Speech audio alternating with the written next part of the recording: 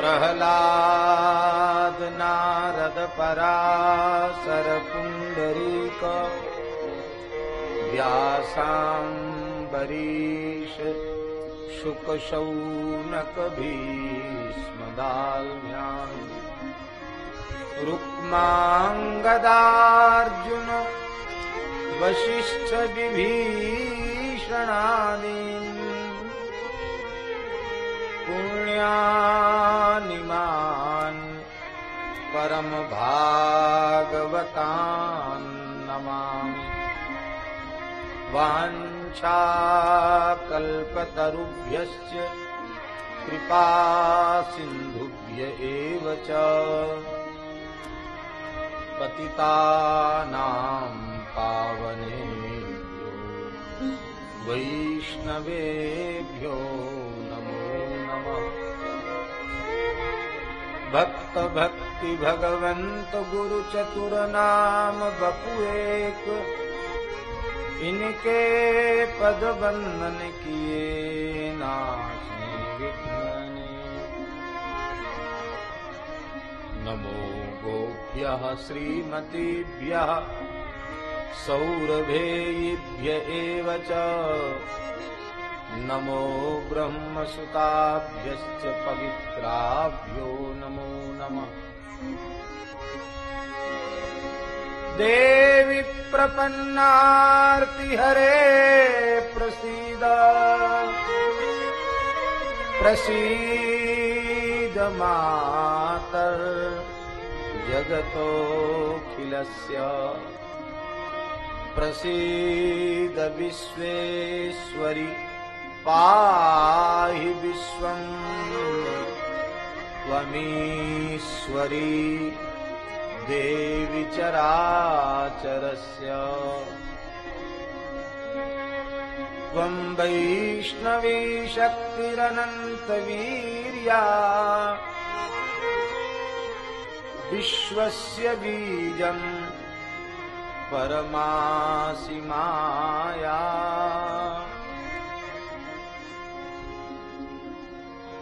त्वं वैष्णवी शक्तिरनन्तवीर्या विश्वस्य बीजं परमासि माया।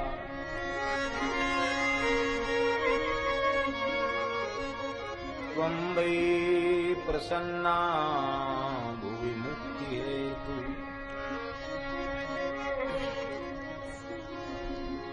नमो देव्यै महादेव्यै शिवायै सततं नमः। नमः प्रकृत्यै भद्रायै नियताः प्रणतास्मताम्। शरणागत दीनार्त परित्राणपरायणे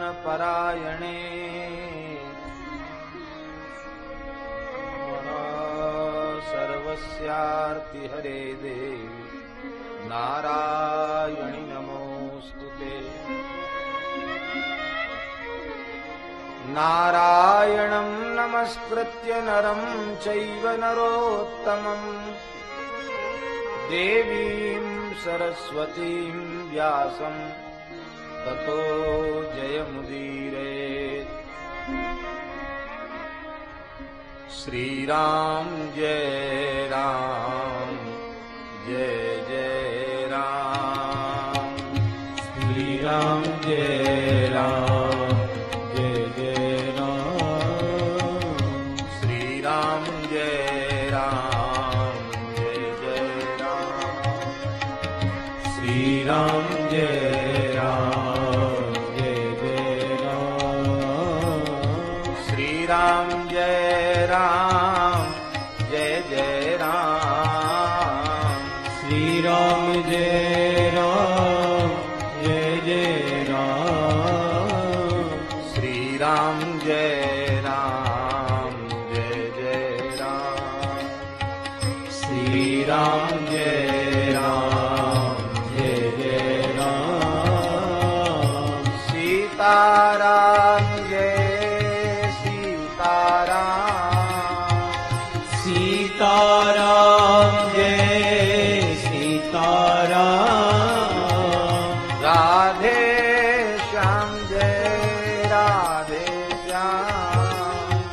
राधे श्याम जय राधे श्याम।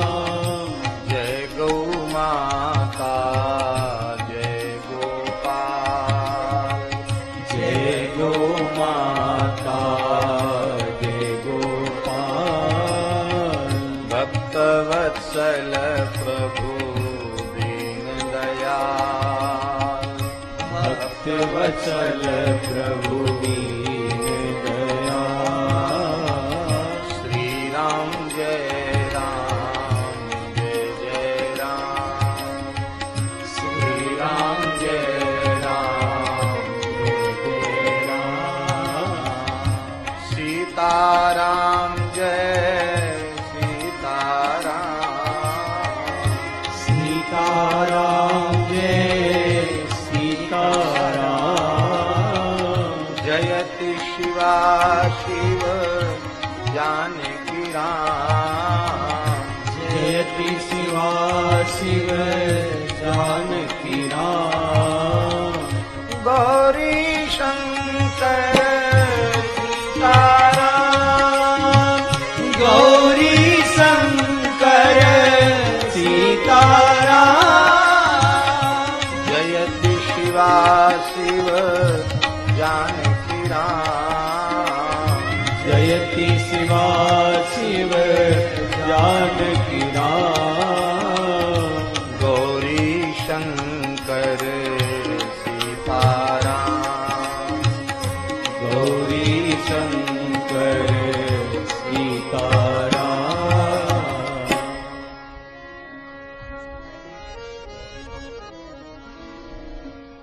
जय भगवती देवी नमो वरदे, जय पाप विनाशिनी बहुफल दे। जय भगवती देवी नमो वरदे, जय पाप विनाशिनी बहुफल दे। जय भगवती देवी नमो वरदे, जय पाप विनाशिनी बहुफल दे। जय भगवती देवी नमो वरदे, जय पाप विनाशिनी बहुफल दे। जय शुंभ निशुंभ कपाल धरे, प्रणमामि तु देवी नरार्ति हरे। जय शुंभ निशुंभ कपाल धरे, प्रणमामि तु देवी नरार्ति हरे। प्रणमामि तु देवी नरार्ति हरे। प्रणमामि तु देवी नरार्ति हरे।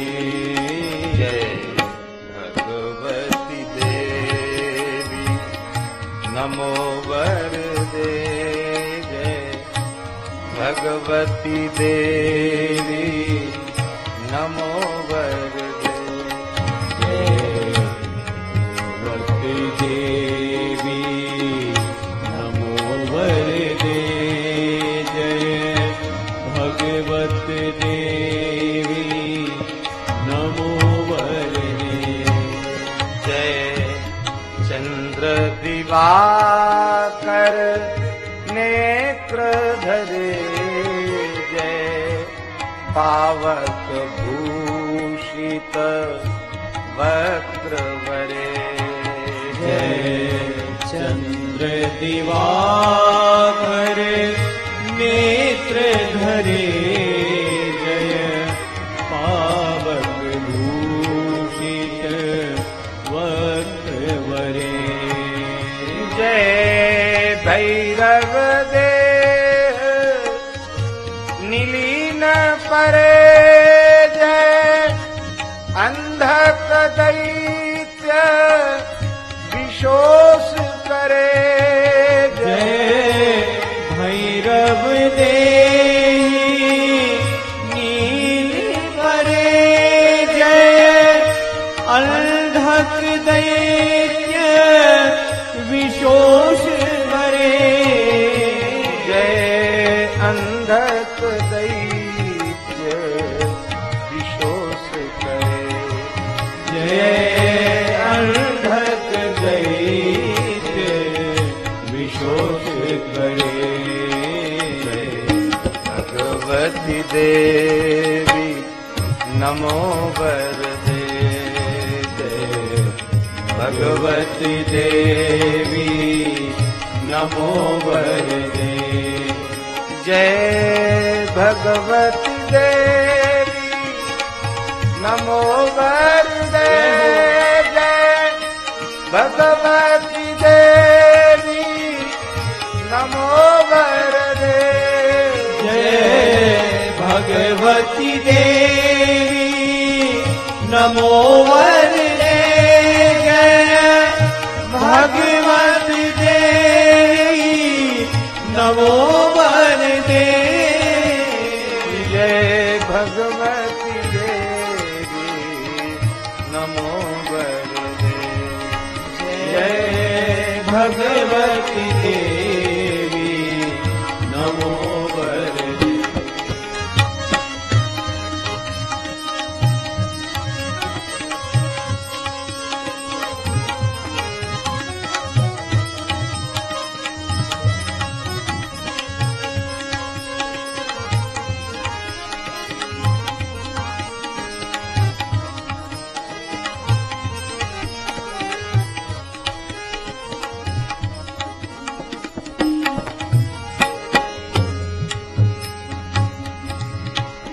जय महिष विमर्दिनी शूल करे जय लोक समस्तक पाप हरे जय महिष विमर्दिनी शूल करे जय लोक समस्तक पाप हरे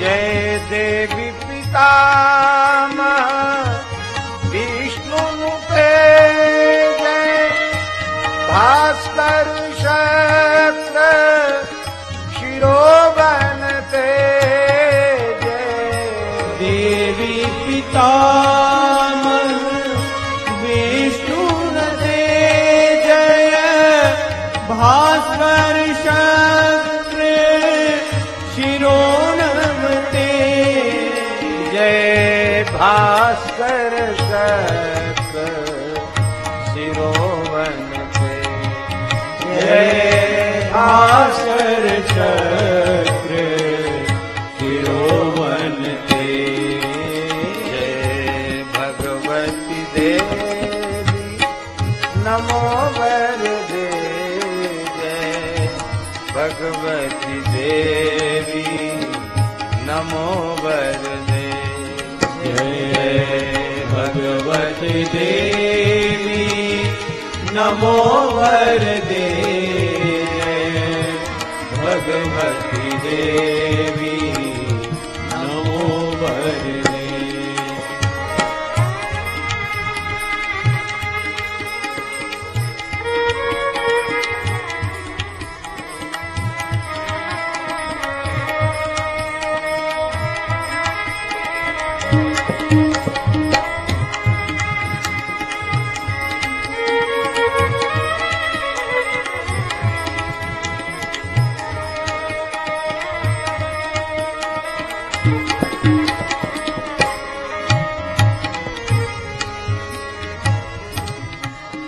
जय षण्मुख सायुध ईश नुते जय सागर गामिनी शंभु नुते जय सायुध ईशनु तेज सागर गामिनी शंभुनुते जय दुख दरिद्र विनाश करे जय पुत्र कलत्र विवृद्धि करे जय दुख दरिद्र विनाश करे जय पुत्र कलत्र विवृद्धि करे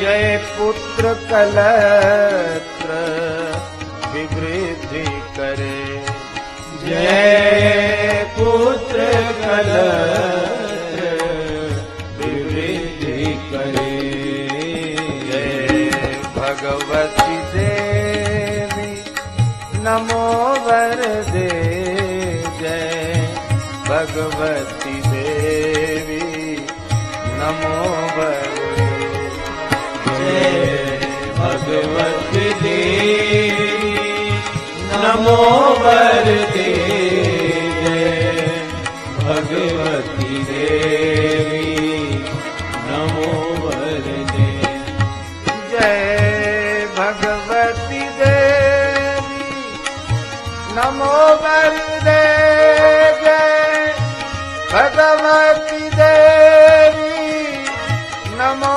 वरदे जय भगवती देवी नमो वरदे जय भगवती देवी नमो वरदे जय भगवती देवी नमो वरदे जय भगवती देवी नमो वरदे जय देवी समस्त शरीर धरे जय नाक विदर्शिनी दुख हरे जय देवी समस्त शरीर धरे जय नाक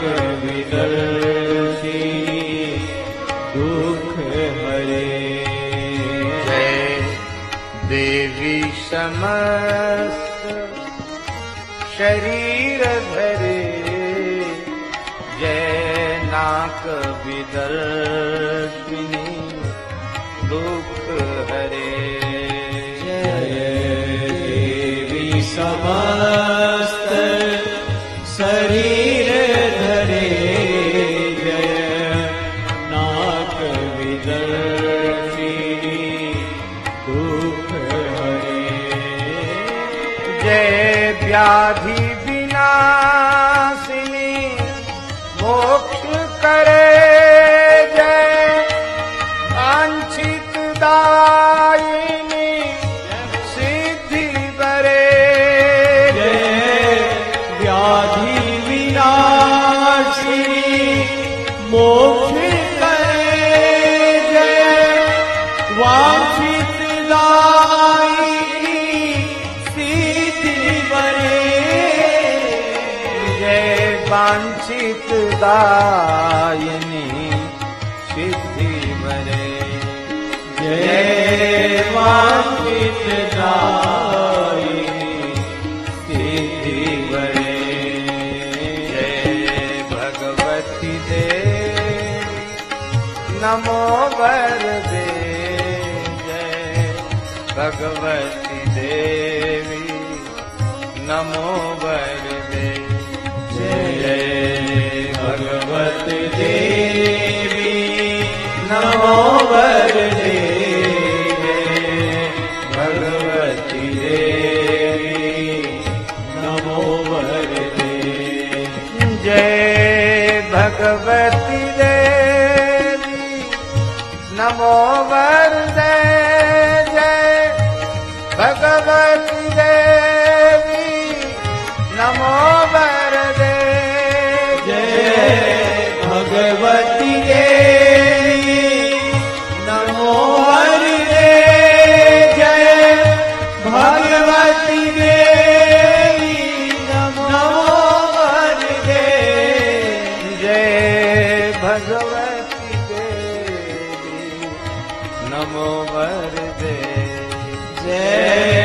भगवती देवी नमो वरदे।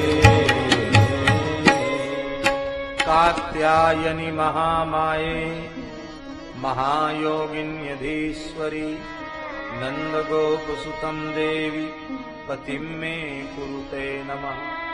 कात्यायनि महामाये महायोगिन्यधीश्वरी नन्दगोपसुतं देवी पतिं मे कुरुते नमः।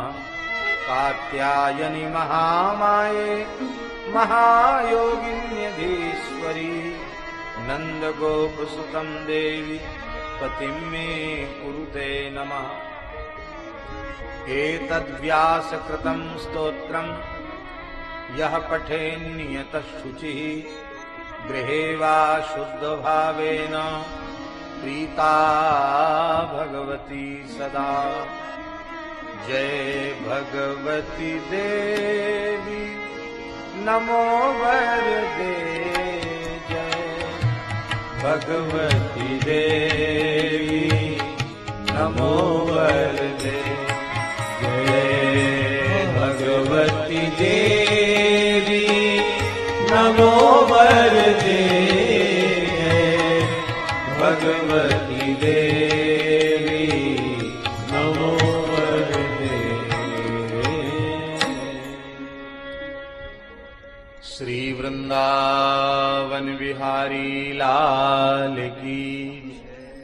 श्री नित्य साकेत बिहारिणी बिहारी जी महाराज की जय। श्री यमुना महारानी की जय। श्री गिरिराज महाराज की जय। श्री 84 कोस ब्रजमंडल धाम की जय। श्री जड़कोर गोधाम की जय। श्री पथमेड़ा गोधाम की जय।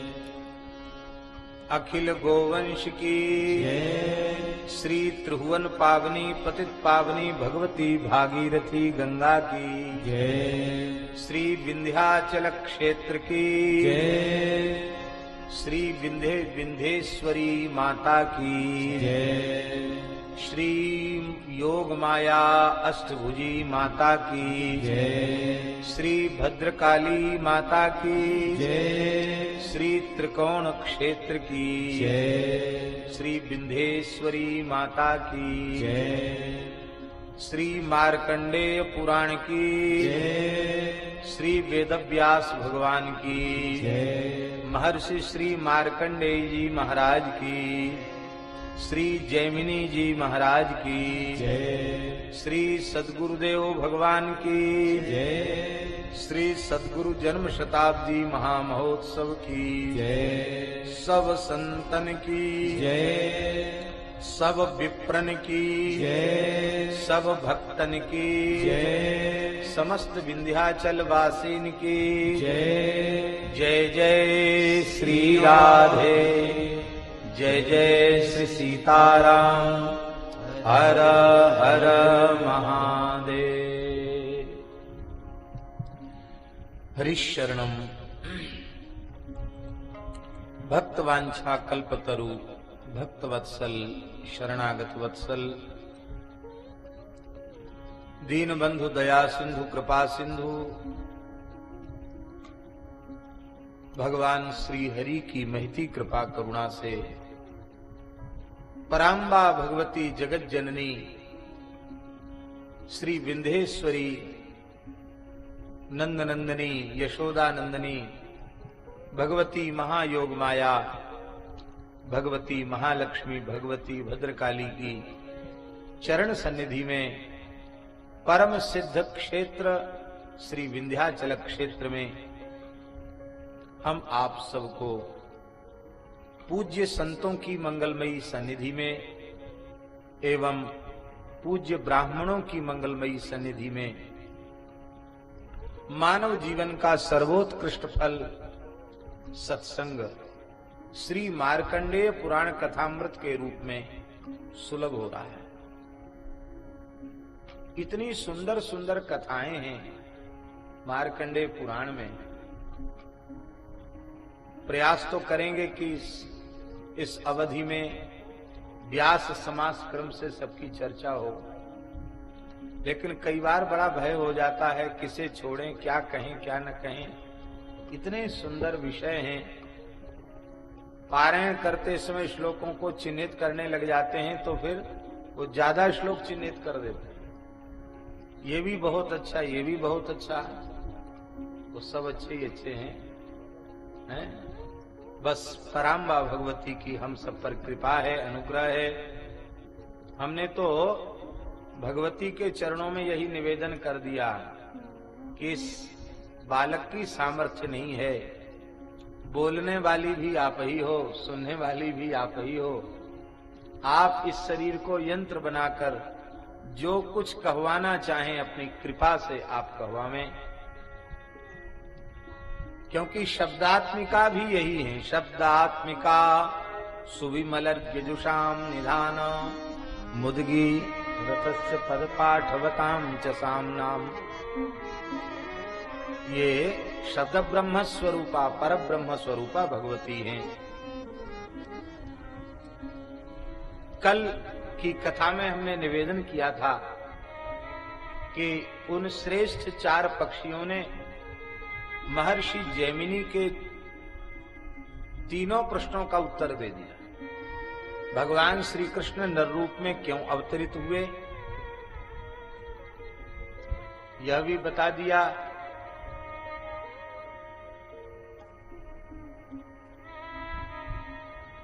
बलदेव जी महाराज ने सूत जी का वध किया तो उन्हें ब्रह्म हत्या का प्रायश्चित क्यों करना पड़ा, और द्रौपदी 5 पांडवों की पत्नी कैसे हुई आप कल सुन चुके हैं। और द्रौपदी इंद्राणी है, इसलिए इसमें किंचित भी कोई अंतर नहीं। अब एक चौथा प्रश्न अनुत्तरित था कि द्रौपदी के 5 पुत्रों को, जिन्होंने महाभारत के युद्ध में बड़ा भारी पराक्रम किया था, बहुत युद्ध किया था, और अभी बेचारे विवाहित भी नहीं हो पाए, अभी उनकी युवावस्था ही थी, और इसी बीच में सोते हुए उनकी हत्या कर दी गई। इस प्रकार से उन्हें असमय में काल कवलित क्यों होना पड़ा, इस प्रश्न का उत्तर वे श्रेष्ठ पक्षी महर्षि जैमिनी को प्रदान कर रहे हैं। धर्म पक्षिण ऊचु हरिश्चंद्रे तिराजर्षि आसीत् त्रेता युगे पुरा धर्मात्मा पृथ्वी पालः प्रोल्लसत् कीर्तिरुत्तमः। त्रेता युग में परम धर्मात्मा चक्रवर्ती सम्राट, जिनकी कीर्ति दिग दिगंत में फैली हुई है, ऐसे हरिश्चंद्र नाम के राजा हुए। उनके राज्य में कहीं दुर्भिक्ष नहीं था, न कहीं कोई व्याधि थी, न किसी की अकाल मृत्यु होती थी। नाधर्म रुचयः पौराः, प्रजाजन नागरिक जन उनकी अधर्म में रुचि नहीं थी, धर्म में ही उनकी रुचि थी। प्रसिद्ध है यथा राजा तथा प्रजा। राजा धर्मनिष्ठ होता है तो प्रजा धर्मनिष्ठ होती है, और जब राजा धर्मनिरपेक्ष हो जाता है तो प्रजा बिचारी धर्म सापेक्ष कैसे हो। राजा धर्मनिरपेक्ष होगा तो प्रजा भी धर्मनिरपेक्ष ही हो जाएगी। तो इसका परिणाम हम सबके सामने है, कोई बात छिपी हुई किसी से नहीं है। तो किसी की अधर्म में रुचि नहीं थी। और एक विशेष बात कह रहे हैं पक्षीवर कि कोई गरीब नहीं था हरिश्चंद्र के राज्य में, कोई निर्धन नहीं था, और कोई ऐसा भी नहीं था कि जो ज्ञान शून्य हो। सभी बुद्धिमान थे, सभी ज्ञान विज्ञान संपन्न थे। और ये लोक में देखा जाता है कि जिसके पास अधिक संपत्ति हो वो भी धन के मद में मत्त हो जाता है, और किसी के पास धन न हो, शास्त्र ज्ञान हो, तो भी देखा जाता है कि उस शास्त्र ज्ञान के अहंकार में मतवाला हो जाता है।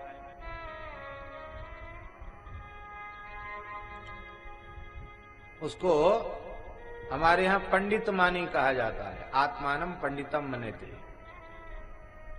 तो ये दोनों ही ठीक नहीं है। विद्या अहंकार के लिए नहीं है। यदि विद्या के बाद विनम्रता आवे तो समझो हमने विद्या का अर्जन किया है, और विद्या के बाद यदि विनम्रता न आवे, अहंकार आवे, तो समझ लेना कि हमें अभी विद्या की प्राप्ति नहीं हुई है। अभी तक हमने अविद्या का ही संग्रह किया है, हमको विद्या नहीं मिली।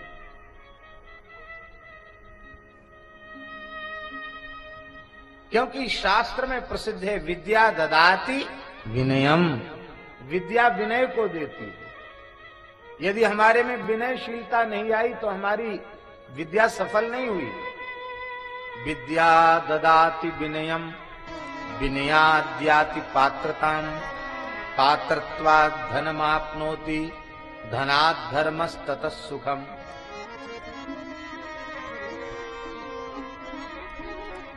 और यदि वही विद्या धन आदि अपात्र को प्राप्त हो जाए तो बोले विद्या विवादाय, विद्या विवाद का कारण, झगड़े का कारण बन जाती है। धनम मदाय,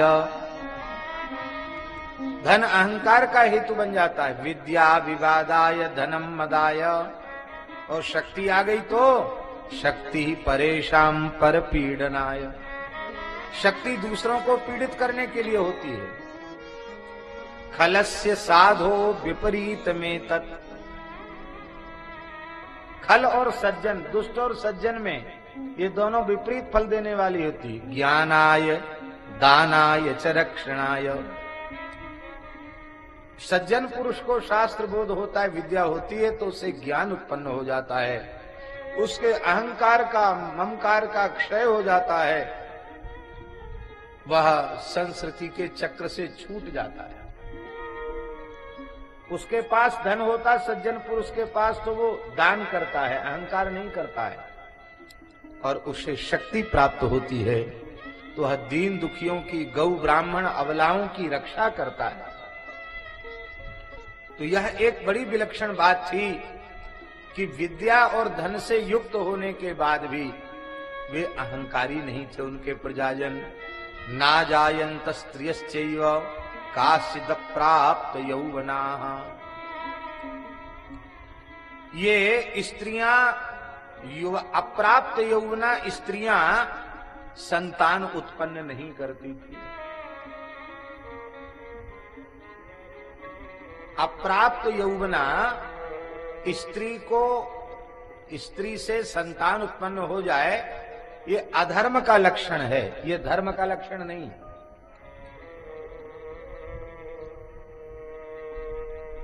ये अधर्म का लक्षण है।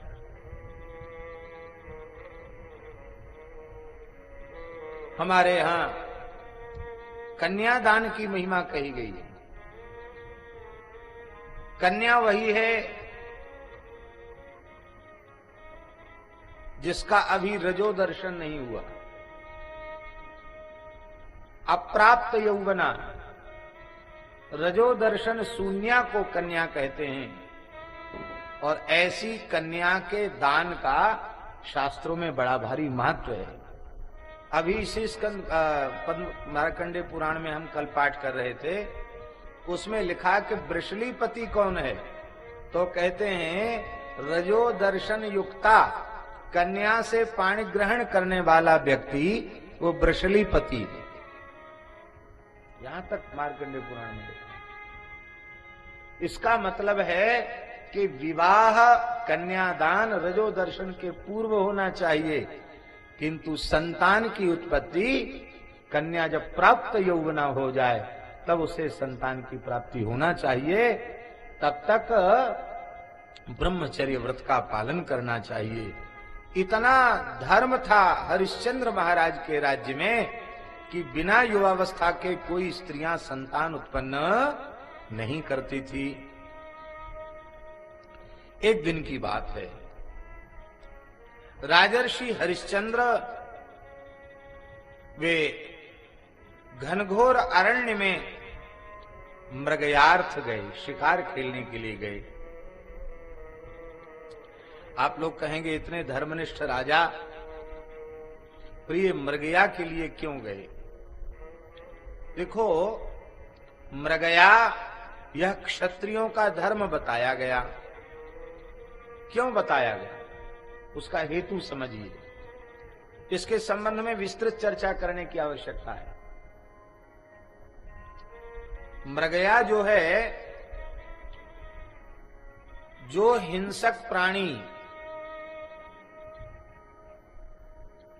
जो सिंह व्याघ्रादि नरभक्षी हो चुके हैं, गांवों में घुस करके गोवंश पर आक्रमण करने वाले हो गए हैं, ऐसे हिंसक प्राणियों को समाप्त करना ये भी राजा का धर्म है।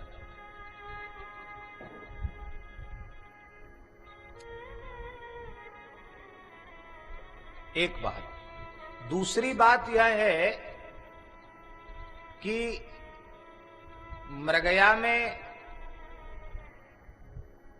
शिकार के पीछे दौड़ना एक प्रकार से युद्ध का अभ्यास है, लक्ष्य वेध का अभ्यास है।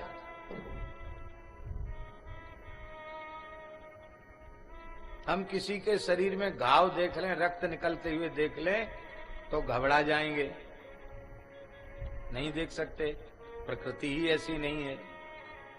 और सबकी रक्षा करने का धर्म है जिसका, राज्य की सीमाओं की सुरक्षा का धर्म है, गौ ब्राह्मण की अबलाओं की रक्षा का धर्म है क्षत्रिय का, और वो भी रक्त आदि देख करके और बेहोश होने लग जाए, घबराने लग जाए, तो फिर प्रजा की रक्षा करेगा क्या? इसलिए वो मृगया जो है उसमें भी विवेक है।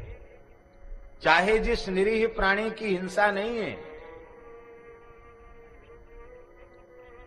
जो सिंह आदि, नरभक्षी कौन होता है? सिंह।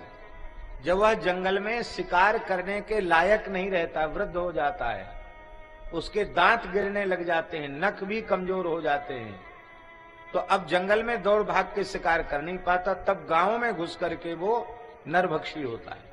और नर मांस का स्वाद मिलने के बाद वह फिर दूसरे मांस को खाता नहीं है, तो अब भूखा मरता है, तो वह वहां के राजा का चिंतन करता है वह कि अब हमें इस योनि से छुटकारा मिले। एक भाव यही स्थिति तृण चरने में असमर्थ वृद्ध मृग की होती है। मृग भी यही चाहता है।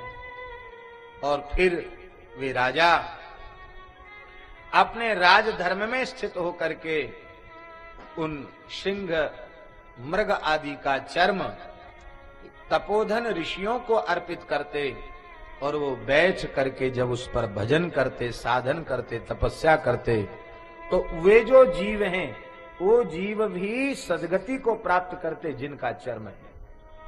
इसलिए हमारे यहां संतों में एक कहावत है, अपनी खाल को मर्म न जाने, सिद्धांत पटल में लिखा है, अपनी खाल को, खाल माने चर्म, अपनी खाल को मर्म न जाने, दूजी खाल ले तरे बिछावे, ऐसा डूबे थाह न पावे। सबको मृग चर्म, व्याघ्र चर्म बिछाने का अधिकार नहीं है। ऐसा भजन करे कि उस जीव को मुक्त कर सके तो बिछावे। फिर यज्ञादि के द्वारा मृगया आदि में जो बनी हिंसा है उसका प्रायश्चित भी यज्ञादि के द्वारा क्षत्रिय करता है। तो इसे बहुत ध्यान से सुनना समझना चाहिए। महाराज मृगया के लिए गए तो उन्होंने क्या देखा? हाँ, एक बात और कहना छूट गया, वो भी कह देते हैं। राजा केवल ग्राम नगर तक सीमित रह जाएगा तो हमारे पहाड़ों में, हमारे जंगलों में क्या हो रहा है इसका बोध उसे ठीक ठीक नहीं हो पाएगा। हो सकता है राष्ट्र विरोधी वो पहाड़ का, जंगल का आश्रय लेकर के शासन के, राजा के विरोध में कार्य करने लग जाएं। और ऐसा हो रहा होता है। आज शासकों के ऐसे क्षेत्रों में जहां उन्हें जाना चाहिए, न जाने का दुष्परिणाम ये है कि भारतवर्ष की सीमाएं, अभी तो भगवान की दया से इतना मजबूत शासक बैठा है कि किसी को आंख दिखाने की हिम्मत नहीं है इस समय। ये भगवती की कृपा ही समझिए। अन्यथा स्थिति ऐसी है कि देश की सभी सीमाओं में, सीमावर्ती प्रांतों में इतनी तेजी से धर्मांतरण हुआ है कि वह धर्मांतरण राष्ट्र विरोध को उत्पन्न करने वाला है। वे धर्मांतरित, वे पैदा यहां हुए हैं, रहते यहां हैं, अन्न जल यहां का ग्रहण करते हैं, लेकिन भारत माता की जय बोलने में वे सकुचाते हैं, विरोध करते हैं। भारत के प्रति जो निष्ठा उनकी होनी चाहिए वो निष्ठा उनमें नहीं है। उसका एकमात्र कारण है कि राजा का जंगल में जाना कम हो गया या बंद हो गया, एक कारण। दूसरा कारण बतावें हम, महात्माओं का वनों में, कंदराओं में रहना प्रतिबंधित हो गया, ये भी दूसरा कारण है।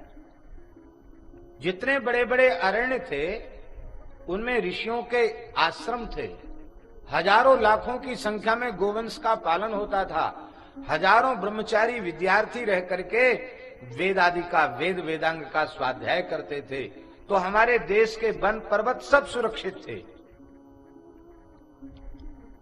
अब स्थिति यह है कि किसी महात्मा की प्राचीन कुटिया भी है तो वन विभाग वाले रहने नहीं देते, निकलो बाहर। हम बता सकते सैकड़ों पुराने स्थान उजड़ गए। परिणाम यह हुआ कि वहां देश विरोधी शक्तियां पनपने लगी। और यह सब हुआ इसलिए कि हमने ऋषियों के द्वारा स्थापित जो अत्यंत प्राचीन शासन की प्रणाली थी, जो धर्म नियंत्रित शासन की प्रणाली थी, उसका तिरस्कार करके हमने अधर्म सापेक्ष और धर्म निरपेक्ष व्यवस्था को स्वीकार कर लिया। हमारी शासन व्यवस्था में, हमारी शिक्षा व्यवस्था में धर्म शास्त्र और मोक्ष शास्त्र को कोई आदर नहीं दिया गया। गौ और ब्राह्मण का अनादर कर दिया, गोवंश की हत्या हो रही है, इसी का यह दुष्परिणाम है। यदि संपूर्ण मानव जाति सुखी होना चाहती है तो उसे नित्य सिद्ध अनादि अपौरुषेय वेदों के द्वारा प्रतिष्ठापित, ऋषियों के द्वारा, स्मृतियों के द्वारा अनुमोदित जो धर्म नियंत्रित व्यवस्था है, राजा की हो या प्रजा की हो, उस धर्म नियंत्रित व्यवस्था को स्वीकार करना ही पड़ेगा।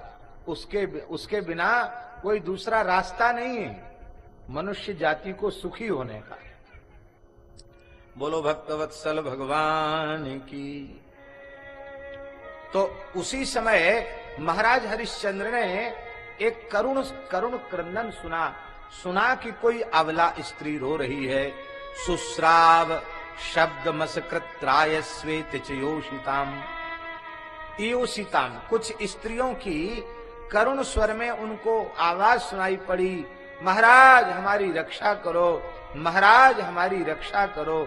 वे स्त्रियां रो रही हैं और महाराज हमारी रक्षा करो ऐसा पुकार रही हैं।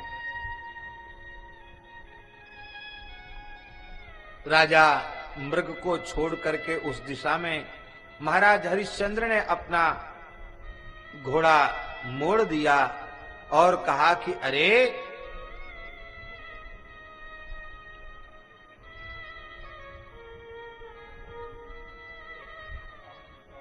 कलम है क्या? उन्होंने कहा कि मयि शासति दुर्मेधा कोयमन्याय वृत्तिमान।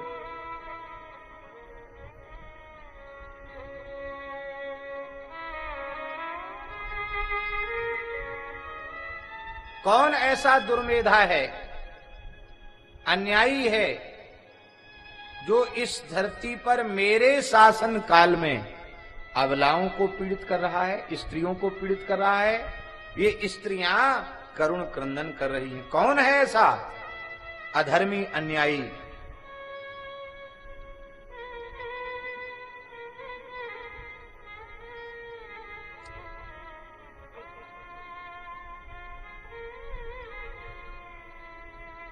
महाराज उसी समय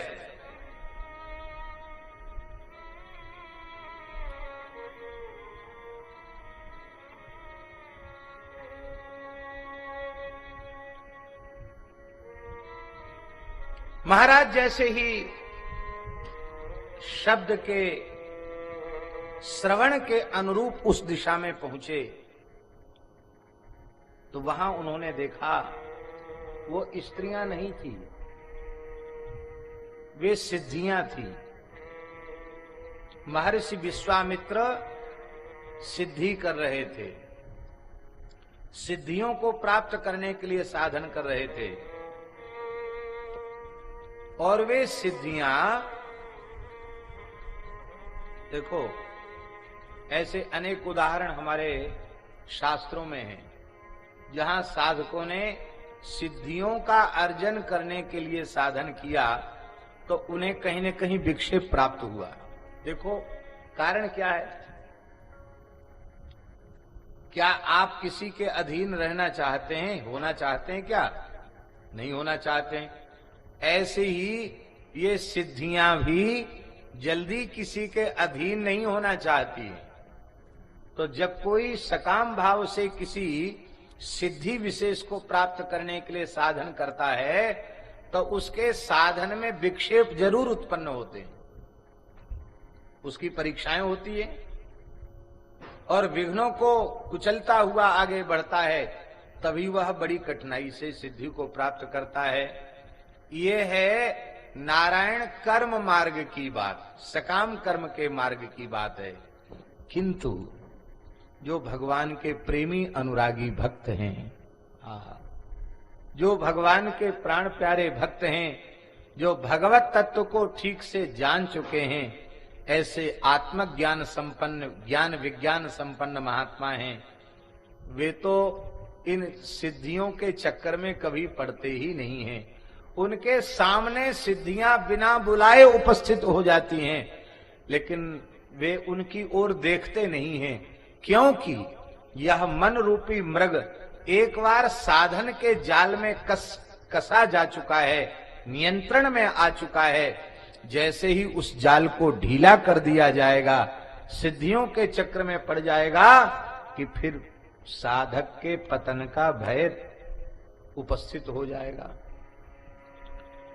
इसलिए गोस्वामी जी ने कहा, इंद्री द्वार जरो के नाना, तह तह सुर बैठे करि थाना, आवत देखे विषय भयाई, तुरतहि देहि कपाट उगारी, रिद्धि सिद्धि बहु प्रेरे भाई, बुद्धि लोभ दिखावे आई, होय बुद्धि जो परम सयानी, तिन तन चिते न अनहित जानी। हम आपको एक घटना सुना रहे हैं, सब बातें महाराज जी के ग्रंथ में भी नहीं लिखी जा सकी है। एक महात्मा महाराज जी के निकट आए, मेरे उपस्थिति की घटना है। बहुत ऐसे दर्शन मात्र से लगता था कि बहुत उच्च कोटि के साधक हैं, सन्यासी महात्मा थे। तो महाराज जी के पास आकर बोले कि हम अत्यंत एकांत में आपसे चर्चा करना चाहते हैं।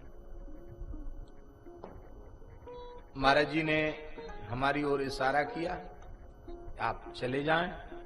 तो उन महात्मा ने मेरी ओर एक दृष्टि से देखा, बोले नहीं, इनके बैठने से कोई बाधा नहीं, ये बैठ सकते हैं। तो महाराज जी ने कहा ठीक, बैठ जाओ। तो महाराज जी, यह दास और वे महात्मा, 3 लोग ही कक्ष में थे। उन महात्मा ने अपनी एक समस्या बताई।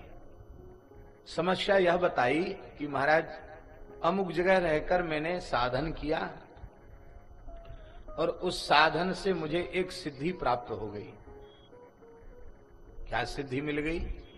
बोले, कोई भी मनुष्य मेरे सामने आता है तो जैसे स्वच्छ दर्पण में प्रतिबिंब दिखाई पड़ता है, साफ शीशा हो, दर्पण हो तो अपनी छाया दिखाई पड़ती है, ऐसे ही प्रतिबिंब के समान स्वच्छ दर्पण में जैसे स्पष्ट प्रतिबिंब दिखता है, ऐसे ही उस जीव के शुभ अशुभ सब प्रकार के संस्कार मुझे दिखाई पड़ने लग जाते हैं।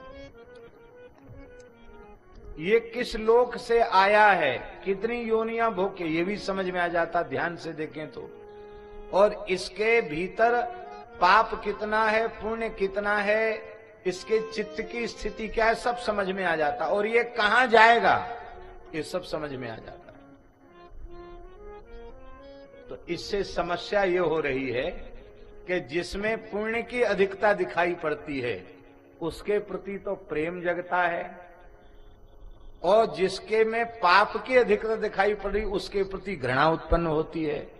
तो ये द्वैत की भावना भीतर आना, किसी के प्रति गुण की अधिकता का अनुभव करके उसके प्रति राग होना, अथवा किसी के प्रति दोष की अधिकता का अनुभव करके उसके प्रति द्वेष होना, यह तो लक्ष्य की प्राप्ति में बड़ा भारी विघ्न है। हमारी तो सर्वत्र भगवत दृष्टि, ब्रह्म दृष्टि होनी चाहिए, और ब्रह्म दृष्टि ना होकर हमारी तो भेद दृष्टि ही पुष्ट हो गई है।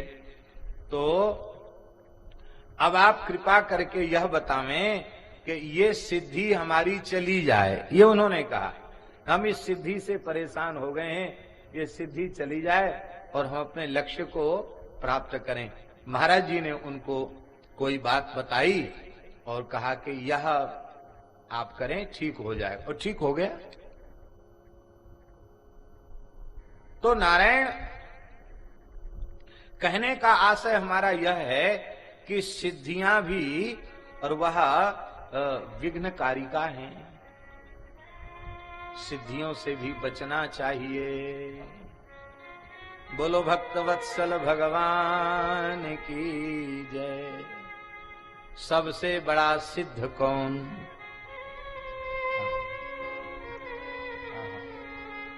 सबसे बड़ा सिद्ध कौन? जिसका मन रूपी हाथी एक निमिष के लिए भी भगवत भागवत चरित सुधा सरिता से निकलकर बाहर न आवे, वही सिद्ध है। अयं त्वत् कथामृष्ट पीयूष नद्यां मनोवारणः क्लेश दावाग्निदग्धः त्रिशार्तोऽवगाढो न सस्मार दावम् न निष्क्रामति ब्रह्म संपन्न बनना। हमारे पूज्य पहाड़ी बाबा महाराज, उनको भी ऐसी बहुत सी विद्याएं प्राप्त थी। एक बार हमसे बोले कि देखो, चमत्कार को नमस्कार होता है, हम तुम्हें एक ऐसी चीज बताते हैं जिससे तुम जहां बैठोगे वहां चमत्कार हो जाएगा। हमारी भी नए बाबा जी थे, रुचि जगी। हमने कहा महाराज जी क्या उपाय है? उन्होंने सूर्य ग्रहण के समय एक प्रयोग बता दिया। कहा इस प्रयोग में आपको अमुक वस्तु का संग्रह करना है और एक मिट्टी का गोला बनाना है, और बस उसको एक बताई कैसे उसको रख करके आप भजन करने लग जाओगे और संकल्प कर लोगे तो 1 बीघा 2 बीघा 5-10 एकड़ जितना चाहोगे उतने क्षेत्र में पानी नहीं बरसेगा और बाकी चारों ओर खूब पानी बरसेगा। अथवा तुम चाहोगे तो सब पर पानी गिरेगा, तुम्हारे कपड़े पर एक बूंद नहीं गिरेगी। इससे हल्ला मच जाएगा, हजारों लाखों की भीड़ इकट्ठी हो जाएगी। ये चमत्कार है, इसकी ये पद्धति है। दास ने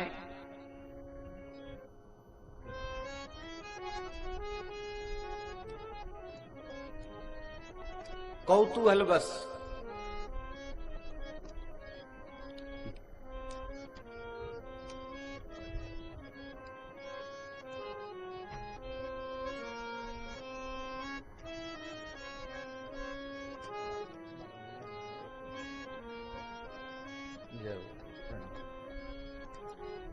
श्री वृंदावन बिहारी लाल की।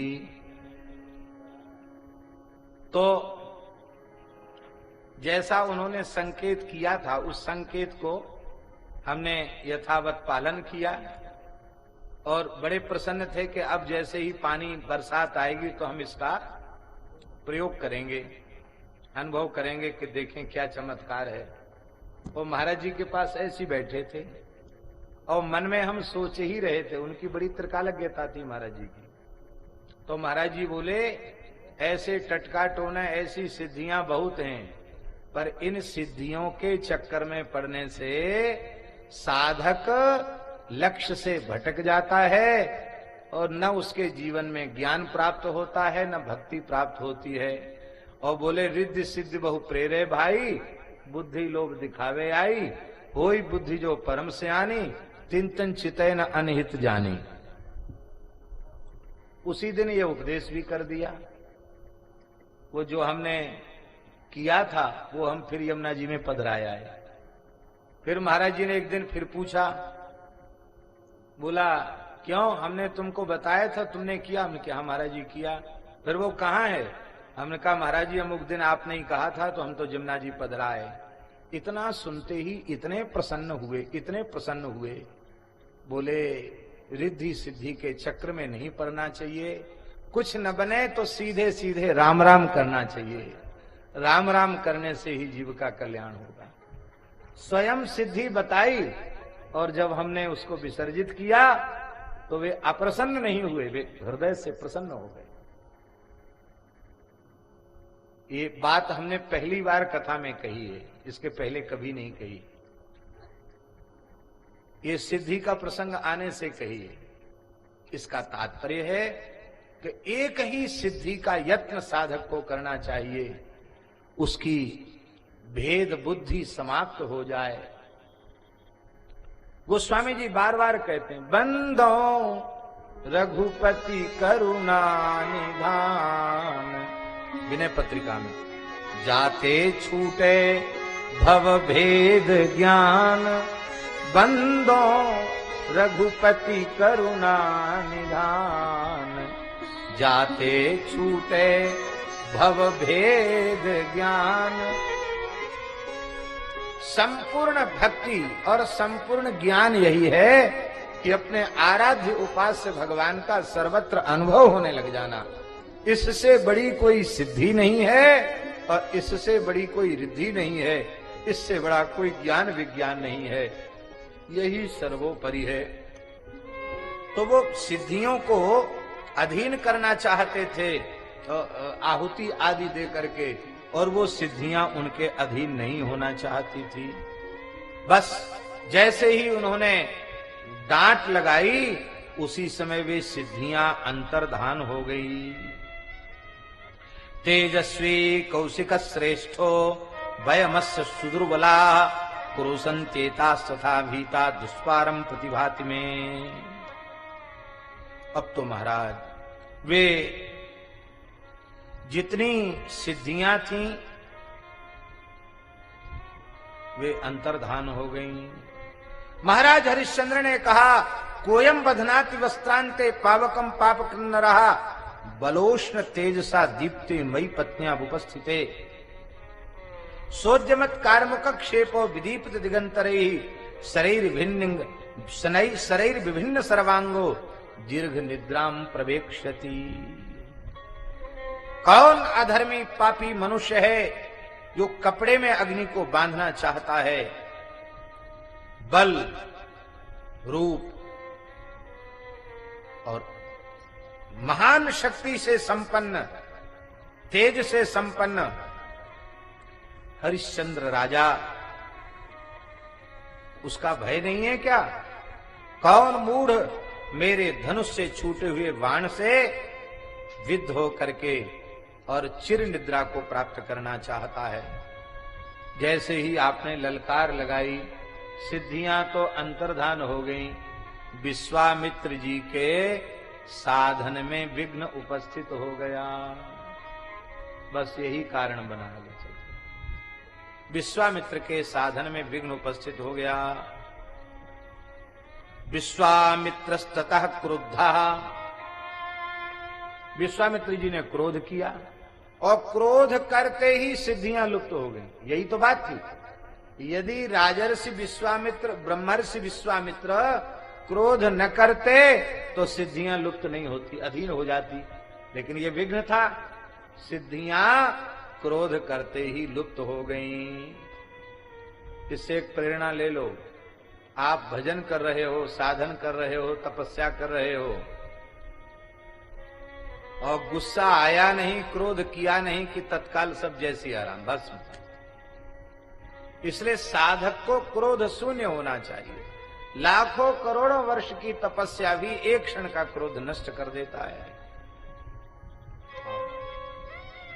महर्षि के क्रुद्ध होते ही उनकी विद्याएं तत्काल सिद्धि रूप विद्याएं नष्ट हो गईं। और महाराज ने वहां जाकर देखा तो उन्हें तो कोई वहां स्त्रियां दिखाई नहीं पड़ी।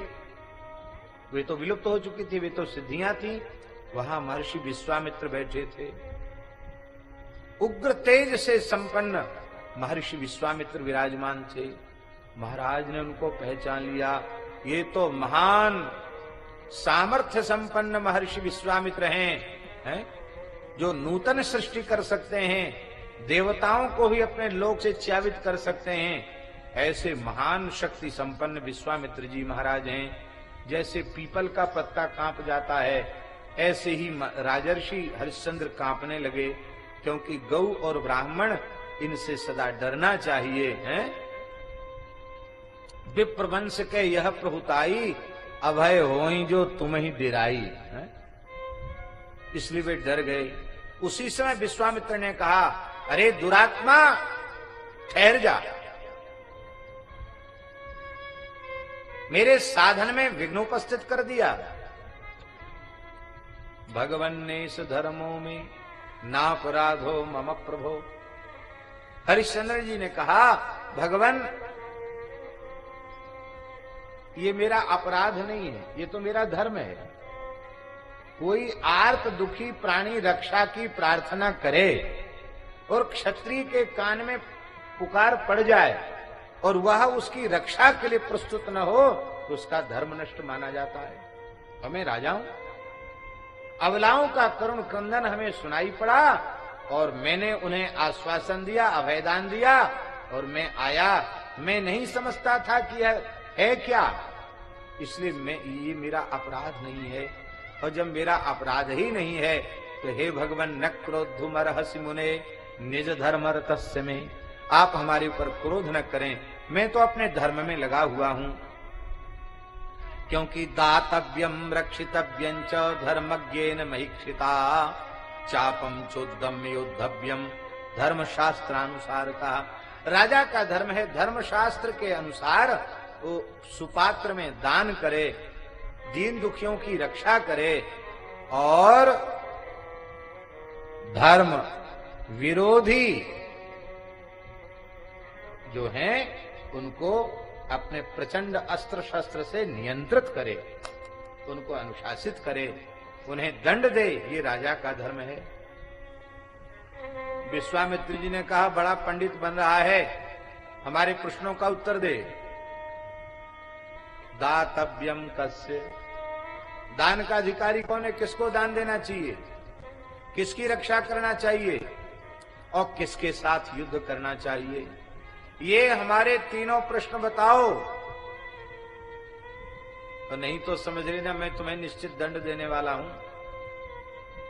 हरिश्चंद्र ने बड़ी विनम्रता पूर्वक कहा, राजन, दातव्यम विप्रमुख्येभ्यो ये चान्ये कृशवृत्तयः रक्ष्याधीता सदा युद्धम कर्तव्यम परिपंथिभिः।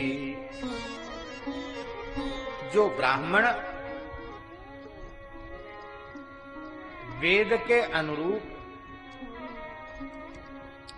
ब्राह्मणोचित धर्म में लगे हुए हैं, महाशालीन हैं, श्रोत्रिय हैं, ब्रह्मनिष्ठ हैं, अग्निहोत्री हैं, वेदज्ञ हैं, शब्द ब्रह्म पर ब्रह्म के उपासक हैं, ऐसे पवित्र ब्राह्मणों को दान करना चाहिए, क्योंकि दान का उत्तम पात्र वैदिक सदाचार संपन्न ब्राह्मण ही है। और एक विशेष बात जो कही है वो ध्यान देने योग्य है, ये चान्ये कृशवृत्तयः, ब्राह्मण तो दान का उत्तम पात्र है ही, ये चान्ये कृशवृत्तयः, राजा का धर्म है कि उसकी प्रजा में जो भी कृशवृत्ति है, कृशवृत्ति माने जो बेरोजगार है, जिनका कोई धंधा पानी नहीं है, रोटी कपड़ा मकान जो स्वाभाविक सुविधाएं मनुष्य को मिलनी चाहिए उससे वंचित हैं, वह किसी संप्रदाय का हो, किसी जाति का हो, उस व्यक्ति को भी राजा का पोषण करना, उसे सहायता देना राजा का धर्म है। देखिए, हम एक बहुत विनम्र भाव से निवेदन कर रहे हैं, आप उसे अन्यथा नहीं लेना।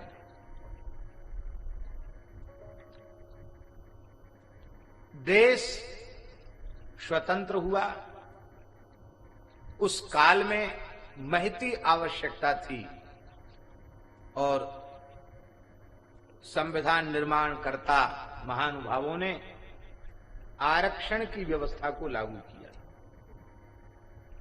आवश्यक थी उस काल में, उसका लाभ मिला। लेकिन हमारा निवेदन यह है कि यदि ब्राह्मण कृशवृत्ति है, यदि क्षत्रिय कृशवृत्ति है, यदि कथनचित वैश्य भी कृशवृत्ति, कृशवृत्ति माने बहुत दुखी है, दरिद्र है, बेरोजगार है, धनहीन है, तो क्या आज की शासन व्यवस्था उन्हें सहायता का अधिकारी समझती है? बोलिए।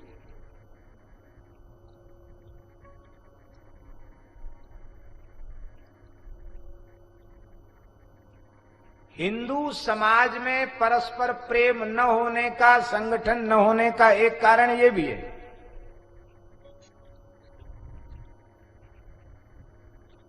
हमारी प्रार्थना है,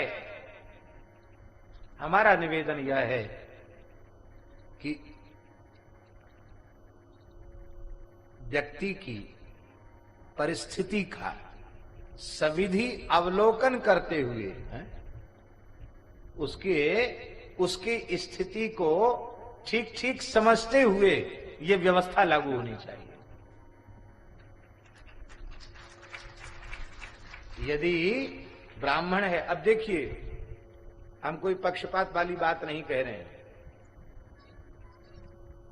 सबसे अधिक दुर्दशा ब्राह्मणों की है। आरक्षण व्यवस्था के कारण अध्ययन में बहुत श्रम करने के बाद भी और उतने प्रतिशत वे नहीं ला पाते हैं कथनचित, तो वे योग्य होने पर भी सेवा में नहीं पहुंच सकते। और आरक्षण की व्यवस्था के कारण अयोग्य व्यक्ति पहुंच जाते हैं, शिक्षा में भी, चिकित्सा में भी, और सब क्षेत्रों में। अयोग्य व्यक्ति पहुंचेगा तो वह शासन को अच्छी प्रकार से करेगा कि विकृति पैदा करेगा? क्या करेगा बोलिए? अयोग्य व्यक्ति पहुंचकर पढ़ा ही नहीं सकता तो पढ़ाएगा क्या? तो एक तो समस्या ये हुई, भ्रष्टाचार खत्म कैसे हो? और एक बहुत बड़ी हानि यह हुई कि आरक्षण के कारण हमारे हिंदू समाज का एक बहुत बड़ा वर्ग वो अयोग्य रह गया, योग्य होने से वंचित हो गया। क्यों? उन्हें पता है कि हमें तो बस पास हो जाएं, इतने नंबर हमको मिल जाएं तो हमारी नौकरी तो पक्की, तो श्रम क्यों करेंगे? योग्यता के अनुसार व्यक्ति को पद प्राप्त हो, उसे सरकारी सेवा प्राप्त हो और उसकी स्थिति का आकलन करके राजकीय सहायता उसे प्राप्त हो। यदि वह दुखी है, दरिद्र है, सामर्थ्य शून्य है, तो वह किसी भी जाति का हो, किसी भी संप्रदाय का हो, उस मनुष्य को सरकारी सहायता मिले, रोटी कपड़ा मकान उसे मिले। ये यदि हो तो यह शासन की एक उत्तम पद्धति होगी। लेकिन क्या करें, ये वोट का भूत ऐसा खोपड़ी में घुसा हुआ है शासकों के कि वे चाह कर भी न्याय नहीं कर पा रहे हैं। ये बड़े दुख की बात है। तो ये चान्य कृष्णवृत्तया है। राजा का धर्म है कि उसकी प्रजा में जो भी अभावग्रस्त है, जो भी मनुष्य अभावग्रस्त है, वो किसी जाति का हो, किसी संप्रदाय का हो, उसे भी राजकीय सहायता मिलनी चाहिए। ये राजा का धर्म है, ब्राह्मण को तो देना ही चाहिए। और जो भयभीत प्राणी है, जिसको कोई दुष्ट सता रहा है, जो रक्षा की प्रार्थना कर रहा है, उसकी रक्षा करनी चाहिए। भयभीत आर्त की रक्षा करनी चाहिए। और आपने तीसरा प्रश्न किया कि युद्ध किससे करना चाहिए? जो राष्ट्रद्रोही हैं, राष्ट्र विरोधी हैं, धर्म विरोधी हैं, राजा के शत्रु हैं, अपने शत्रुओं को समाप्त करना ये राजा का धर्म है। विश्वामित्र जी ने कहा, मन ही मन के अब तो चंगुल में फंस गए। तुमने स्वयं ही कहा है, यदि राजा भवान सम्यक राजधर्मम अवीक्षते। यदि आप सम्यक राजधर्म के ज्ञाता हैं और आपने कहा है कि ब्राह्मण धर्म परायण ब्राह्मण उत्तम दक्षिणा का अधिकारी है, दान का अधिकारी है, तो मेरे जैसा तपस्वी ज्ञान विज्ञान संपन्न ब्राह्मण कहां से मिलेगा? मैं दान का उत्तम पात्र हूं, मुझे दक्षिणा दीजिए। बोलो भक्तवत्सल भगवान की। निर्वेष्टु कामो विप्रोहम दीयताम इष्ट दक्षिणा।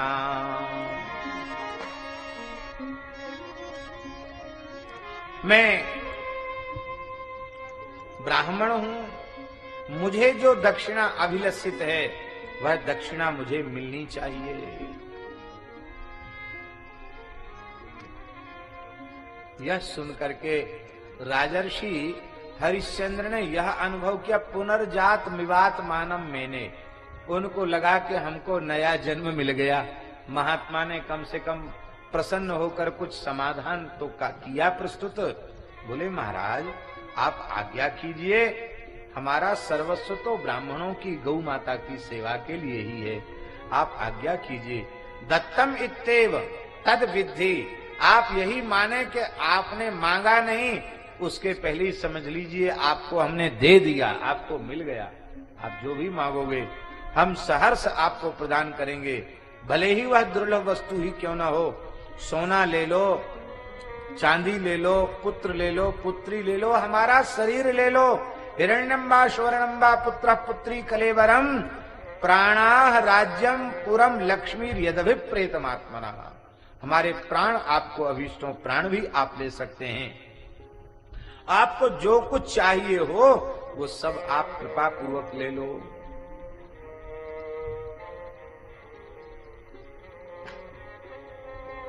महर्षि विश्वामित्र ने कहा, राजन प्रयच्छ प्रथमं तावत् दक्षिणाम राजसूय कीम।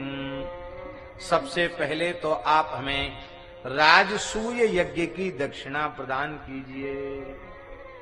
देखो, दक्षिणा भी अलग अलग होती है, किस यज्ञ की क्या दक्षिणा है इसका भी एक शास्त्र में निर्णय है। आचार्य को क्या मिलना चाहिए, ब्रह्मा को क्या मिलना चाहिए दक्षिणा में, होता उद्गाता ऋत्विक को क्या मिलना चाहिए, है? ये सब निश्चित है। किसको दक्षिणा में क्या दिया जाना चाहिए। आचार्य को गाय दी जानी चाहिए, जो ब्रह्मा हो उसको वृषभ दिया जाना चाहिए, है? किसको घोड़ा दिया जाना चाहिए, सब लिखा है पोथी में, कर्मकांड के ग्रंथों में सब बात लिखी हुई है। तो राजसु यज्ञ की दक्षिणा छोटी मोटी दक्षिणा नहीं होती है। बोले महाराज हम अवश्य ही आपको राजसु यज्ञ की दक्षिणा प्रदान करेंगे। विश्वामित्र जी बोले ये तो आपने वचन दे ही दिया, ये तो राजसु यज्ञ की दक्षिणा हुई। अब मुझे व्यक्तिगत कुछ दान तुमसे चाहिए। क्या दान चाहिए? देखो दक्षिणा और दान में अंतर है। ये दक्षिणा आपने हमको दी है, अब हमें दान चाहिए। क्या दान चाहिए? ससागराम धरामेताम सबूभृद्वाम पत्तनाम राज्यम च सकलम धीरा रजा रथा स्वगज संकुलम कोष्ठागारंच कोशंच यच्चान्यद्विद्यते तव बिना भार्यां च पुत्रं च शरीरं च तवानघ। हे निष्पाप राजन, संपूर्ण 7 द्वीप वाली 7 समुद्र वाली है संपूर्ण पृथ्वी, क्योंकि आप सप्तद्वीपवती पृथ्वी के एक छत्र सम्राट हैं। आपका पूरा राज्य, हाथी घोड़ा खजाना सेना जो कुछ भी आपके पास है सब कुछ मुझे दे दीजिए, 3 चीजों को छोड़कर। कौन कौन? बोले एक तो आपका शरीर, एक आपकी पत्नी और एक आपका पुत्र। 3 को छोड़कर और तुम्हारे पास जो कुछ है सब दे दो।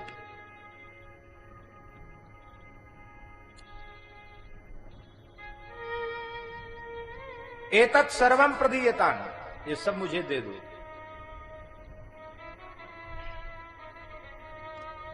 हम दान की बड़ी बड़ी डींग हाँकते हैं, लेकिन कोई ऐसा मांगने वाला आ जाए विश्वामित्र जी के जैसा, फिर देखो हमारी हालत क्या होती है। ये तो बहुत बड़ी बात हुई। ब्राह्मण अधिक दक्षिणा मांग ले, वो देने वाला समर्थ है देने में, तो भी जब उसको ये लगता है कि ये तो कुछ ज्यादा ही हमसे मांग रहा है, तो देता है, पर देते समय उसके चेहरे पर कुछ अलग भाव आ जाता है। देखो हमारी बात को दूसरे अंश में मत समझना। ब्राह्मण तीर्थ में पहुंचने के बाद यदि मांग कर भी हमसे दक्षिणा लेता है, ये हम अपने मन का भाव कह रहे हैं, आप किसी पर थोप नहीं रहे अपना विचार। ब्राह्मण, तीर्थवासी ब्राह्मण यदि याचना करके भी किसी यजमान से दक्षिणा लेता है, तो वह उस यजमान के ऊपर कृपा कर रहा है। मनुष्य कितने श्रम से लोभ पूर्वक धन का संग्रह कर रहा है, कम से कम इस माध्यम से ब्राह्मणों की सेवा में धन लग रहा है। यह समझना चाहिए कि हमारे ऊपर कृपा कर रहा है ब्राह्मण, वह लेकर कृपा कर रहा है। और अधिक अच्छी बात तो यह है कि सुपात्र ब्राह्मण के सामने उपस्थित होने पर यह समझना चाहिए कि ये हमसे कुछ ले नहीं रहा है, इसी की वस्तु हमारे पास रखी थी, अब इसकी वस्तु इसे देकर के हम निर्भर हो रहे हैं। हमने दिया क्या? हम आपको एक बात अपने ब्रज की बताएं। हमारे ब्रज में श्री गोकुल में, नंदगांव में, बरसाना में, दाऊजी में, यहां आप जाएं तो यात्रियों से वहां के जो पंडा ब्राह्मण हैं मांग के लेते हैं, और बड़े प्रेम से लेते हैं, कुछ खरी खोटी सुना के भी ले लेते, बोलो वृंदावन बिहारी। और कभी सुनना हो तो अनुभव करके देखो, 2-4 भगत लेके जाओ,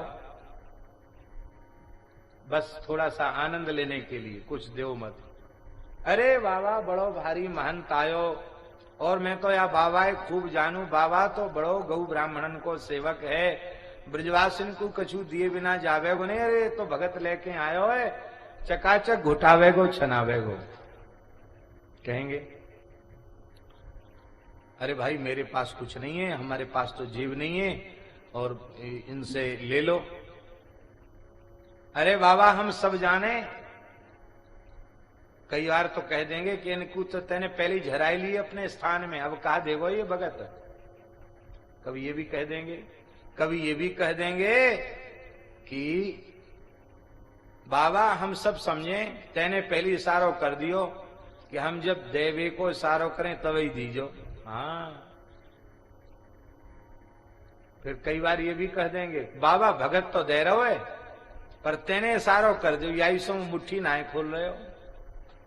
अरे बाबा शुक्राचार्य काय को बने, भगत दे रहे हो तो दे देंगे। और फिर थोड़ी भी सेवा कर देने से, बाबा देखो हम तो ब्रजभाषी ब्राह्मण हैं, हम तो आपसे बहुत प्रेम करें, हम तो ऐसे ही कह रहे, हमारी बात को बुरो मत मानियो। फिर आशीर्वादों की झड़ी लगा देंगे। लोगों को ऐसा लगेगा कि बताओ ये कैसे हैं, क्या कर रहे हैं, कैसे बोल रहे हैं। लेकिन हम निवेदन कर रहे हैं तीर्थवासी ब्राह्मणों की बात। उन ब्रजवासी ब्राह्मणों के घरों में 2-2 लाख 3-3 लाख नाम जप करने वाले महात्मा मधुकरी मांगने जाते हैं। जो सेठ साहूकार का अन्न छू नहीं सकते, जो सेठ साहूकार का द्रव्य छू नहीं सकते, वे महात्मा ब्रजवासी ब्राह्मणों के यहां भिक्षा करने जाते हैं। भैया तुम उन संतों की सेवा करना चाहो सीधे सीधे, तो आपका सौभाग्य नहीं है कि वे संत आपकी सेवा स्वीकार करें। पर एक एक ब्राह्मण के यहाँ 20-20, 25-25 संत मधुकरी लेने जाते हैं, तो हमें तो ये लगता है कि उन ब्राह्मणों की सेवा करके हम उन यतियों की सेवा कर देते हैं, हम उन साधु सन्यासियों की सेवा कर देते हैं। इसलिए तीर्थ में जाकर दान अवश्य करे, अप्रसन्न होकर नहीं, प्रसन्न होकर के दे।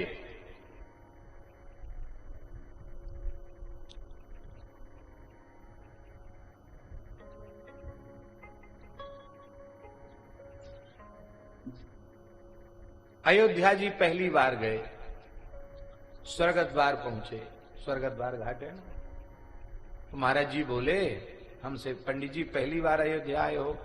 हमने कही हाँ महाराज जी, आपके साथ पहली बार दर्शन का सौभाग्य मिला है। वो बोले अयोध्या महात्म्य में लिखा है कि स्वर्ग द्वार आकर के मुंडन कराना चाहिए, क्योंकि पाप जो है केशों में जाकर चला जाता है। हमने कहा महाराज जी ठीक है, हम भद्र हो जाते हैं। तो एक नया सा लड़का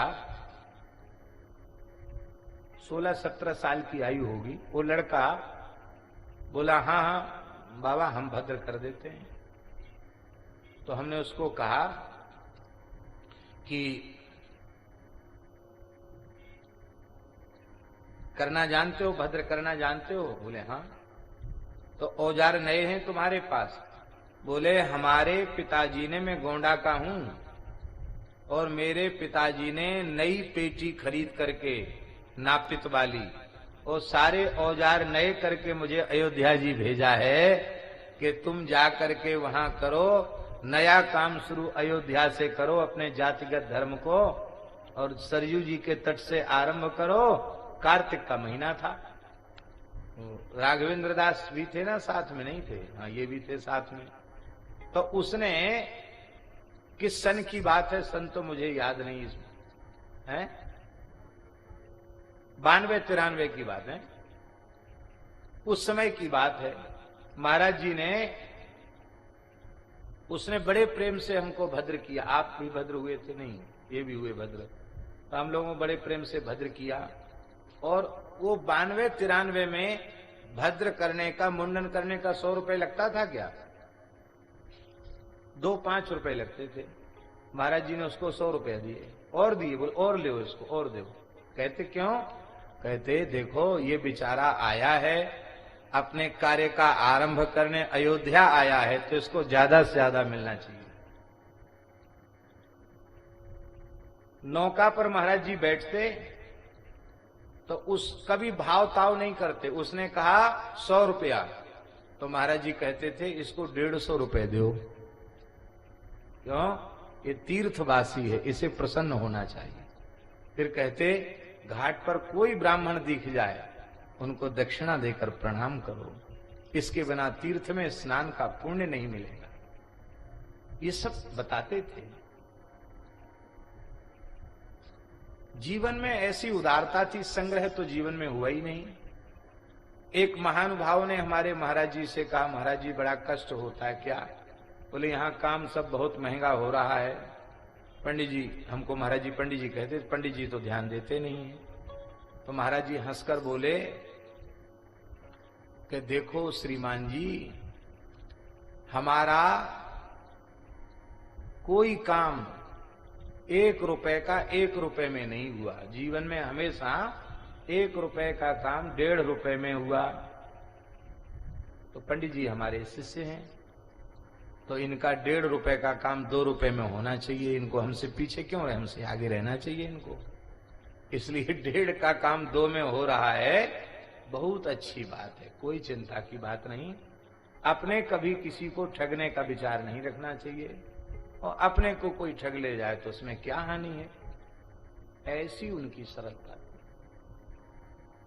तो ब्राह्मण दक्षिणा लेकर भी हमारे ऊपर कृपा करता है। हाँ, अब एक और बात निवेदन कर दें, वो ये कि हम तीर्थवासी ब्राह्मण हैं, तो हमें भी लोग आगंतुकों की श्रद्धा सुरक्षित रहे, इतना सावधान हमें भी होना चाहिए। ठीक समझे? बात ध्यान में आई कि नहीं? हम ऐसा दुर्व्यवहार न कर दें कि उस, अब महाराज जी के जैसी की तो श्रद्धा कभी कम होने वाली है नहीं, लेकिन जो सामान्य व्यक्ति है, यदि उसके साथ कोई अनुचित व्यवहार हो जाता है तो फिर उसकी सदा सर्वदा के लिए तीर्थ में, तीर्थवासियों में, ब्राह्मणों में अश्रद्धा हो जाती है। तो हमें इतना सावधान रहना चाहिए कि हमारे द्वारा कभी कोई ऐसी क्रिया न बन जाए तीर्थवासी के द्वारा कि आगंतुक के मन में अश्रद्धा का भाव हो। वो अश्रद्धा का भाव अभाव लेकर के जाए, ऐसा न हो, भाव लेकर के जाए, यही होना चाहिए। और बात सत्य यह है कि जो हमारे प्रारब्ध में नहीं है, लाख प्रयत्न करने पर भी वो हमें नहीं मिलेगा, और जो हमारे प्रारब्ध में है वो बिना चाहे भी, बिना प्रयत्न के भी हमें मिल जाएगा। यह बात सत्य है कि नहीं? और जब सत्य है तो ठाकुर जी हमारे रक्षक हैं, भगवती ने हमारा ठेका लिया हुआ है, साक्षात भगवती के चरणों में है, साक्षात ठाकुर जी के चरणों में है। तो अब हम संसार से आशा ही क्यों रखें? बोलो भक्तवत्सल भगवान की जय। कहने का प्रयोजन यह है, तीर्थ यात्रा करते हुए आने वाले को गौ ब्राह्मण साधु की सेवा में उदार होना चाहिए, और सेवा ग्रहण करने वाले को निर्लोभ होना चाहिए, निष्काम होना चाहिए। ये दोनों बातें जब होती हैं तभी बात बनती है।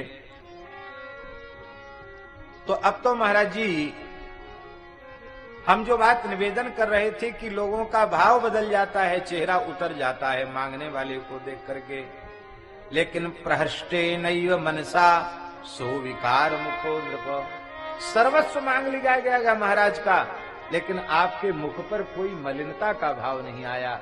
आप जैसे हंस रहे थे वैसे ही मुस्कुराते हुए हाथ जोड़ करके कहा कि भगवान,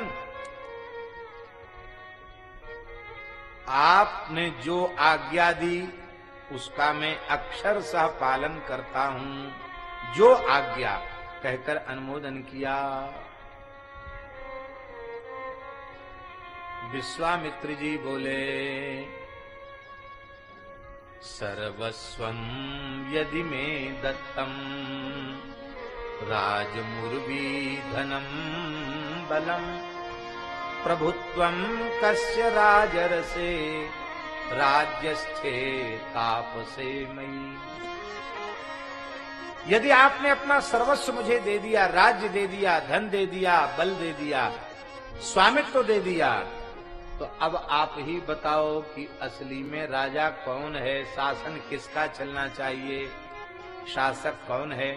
हरिश्चंद्र बोले, जिस क्षण मैंने आपको कह दिया कि आपने जो आज्ञा दी मैंने उसको स्वीकार किया, उसी समय आप ही स्वामी हो गए।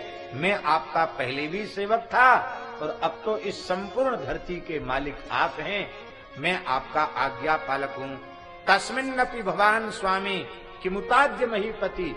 जब हमने नहीं दिया था तब भी आप स्वामी थे, अर्थात ब्राह्मणों को ही मैं अपना स्वामी मानता हूँ, और अब जब सब कुछ दे दिया तब तो आप मेरे स्वामी हैं ही। बोले ठीक है, यदि तुम हमारे स्वामित्व को स्वीकार करते हो तो अब एक क्षण की भी देरी करने की आवश्यकता नहीं है। यत्र में विषये स्वाम्यम तस्मान निष्क्रांतुम अर्हसि। जहां तक मेरा स्वामित्व है वहां से तुम बाहर चले जाओ। हमारे राज्य की सीमा में तुम्हें रहने का अधिकार नहीं है, निकल जाओ, क्योंकि तुम इसे दे चुके हो।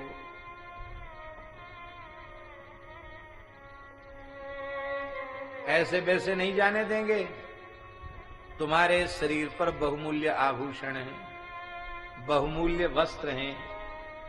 कहते ने अरे महाराज क्या करें, कपड़े तक उतरवा लिए। कहावत है ना, कपड़े भी उतरवा लिए।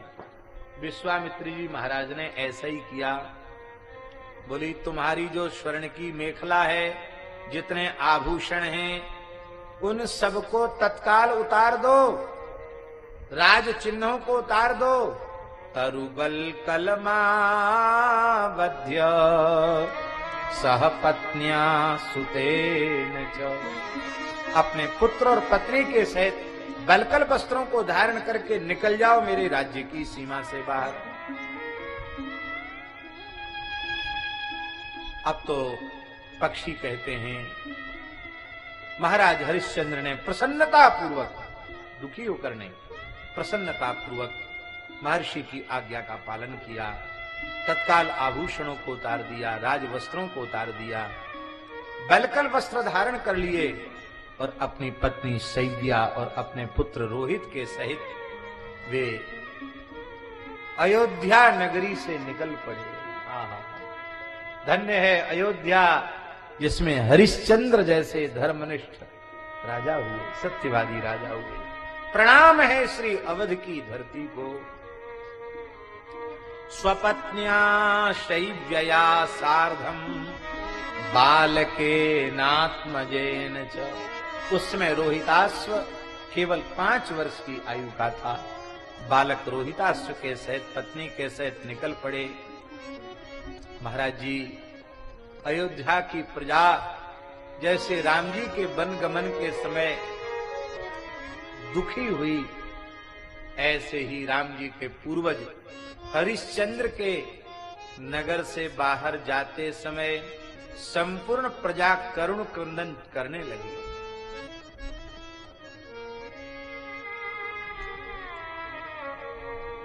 अब अपनी रोती बिलखती हुई प्रजा को, जिन्होंने पुत्र से भी अधिक स्नेह अपनी प्रजा को दिया हो, भला अपनी प्रजा की आंखों में आंसू कैसे देख सकते हैं।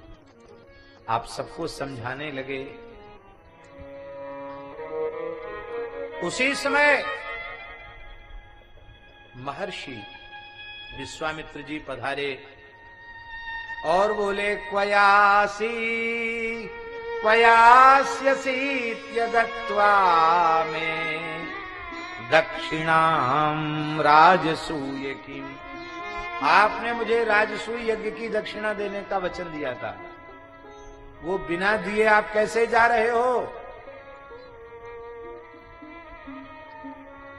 हरिश्चंद्र ने कहा, भगवान यह अकंटक राज्य तो मैंने आपको दे दिया, अब मेरा अधिकार किसी भी वस्तु पदार्थ पर नहीं रहा। अब तो मैं और मेरी पत्नी और मेरा पुत्र, ये तीन ही आपके सामने खड़े हैं। इस देह के इन तीन शरीरों के अतिरिक्त अब मेरे पास कुछ नहीं है। भगवान विश्वामित्र जी ने कहा, तुम्हें राजर्षि यज्ञ की दक्षिणा अवश्य ही दे देनी चाहिए। क्यों? क्योंकि विशेषतो ब्राह्मणा नाम हंत्य दत्तम प्रतिश्रुतम। लिखने योग्य बात, यदि किसी ब्राह्मण को आपने देने का वचन दे दिया है तो आप जरूर उसको दे दो। यदि देने का वचन देकर आप उसको नहीं देते हैं तो आपके जीवन के सारे सुकृत नष्ट हो जाएंगे, सारे पुण्य नष्ट हो जाएंगे। आपने देने को कहा और अब आप कह रहे हैं कि मेरे पास कुछ नहीं है। कैसे भी दो, राजसूय यज्ञ की दक्षिणा जो शास्त्र में निश्चित की गई है वह दक्षिणा मुझे अवश्य मिलनी चाहिए। तुमने ही कहा कि क्षत्रिय का धर्म है, उसे देना चाहिए, युद्ध करना चाहिए और रक्षा करनी चाहिए, आपने कहा है। हरिश्चंद्र बोले, भगवान इस समय मेरे पास नहीं है, पर मैं देने को मना नहीं करता, मैं प्रयास करूंगा, अवश्य दूंगा। प्रसादं कुरुदेव विप्र से सद्भाव मनु चिंत्य च। मेरी परिस्थिति का विचार कीजिए, मैं अवश्य देने का पूरा पूरा प्रयास करूंगा। इस समय मेरी स्थिति ऐसी है, मैं प्रयत्न करूंगा, क्योंकि मनुष्य जब तक जीवित है उसे पुरुषार्थ करना चाहिए। श्रम करके मैं धन का अर्जन करूंगा और आपको दक्षिणा दूंगा। बोले ऐसे नहीं बातों में बहकने वाला हूं, जब मैं पहुंचूंगा दक्षिणा मांगने तभी तुम कह दोगे कि अभी मेरी स्थिति नहीं है। एक समय सीमा निश्चित कर दीजिए, कब तक दे दोगे राजसूय यज्ञ की दक्षिणा? और देख लो, समय की अवधि के भीतर यदि तुमने दक्षिणा दे दी तब तो कोई बात नहीं, और यदि समय की परिधि में दक्षिणा नहीं दिया तो शापाग्नि अन्यथा त्वाम प्रदक्ष्यति, तो शाप की अग्नि तुम्हें भस्मसात कर देगी। इसमें भी तुम संदेह मत समझना, शापाग्नि भस्मसात कर देगी। हरिश्चंद्र ने कहा, भगवान आपके चरणों में मैं प्रणाम पूर्वक प्रार्थना करता हूं, 1 महीने का समय तो मुझे मिलना ही चाहिए।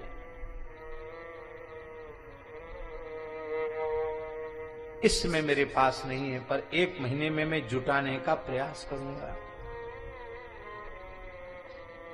बिना पदत्राण के नंगे पैर महाराज हरिश्चंद्र एक वस्त्र, अधो वस्त्र, एक उत्तरीय वस्त्र, वो भी वलकल मुनि वसन धारण करके पत्नी के सहित पैदल चल पड़े। प्रजा रुदन करती हुई सामने आई। हा नाथ किम जहास्यस्मान्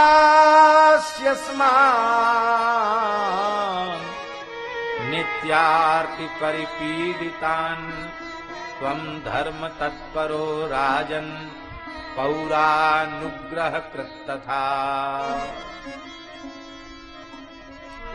हे नाथ,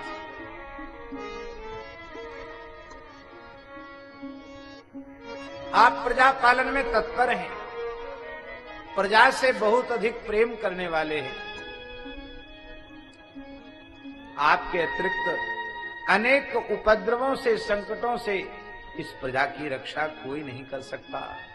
आप किस अपराध के कारण हमारा त्याग कर रहे हैं? ये महाराज, हमारा त्याग मत कीजिए। यदि आप धर्म का चिंतन करते हैं तो एक मुहूर्त आपका हम दर्शन तो कर लें आंख भर के, इतना समय तो हमको दे दीजिए। हम अपने नेत्र भ्रमरों से आपकी रूप सुधा का पान करना चाहते हैं।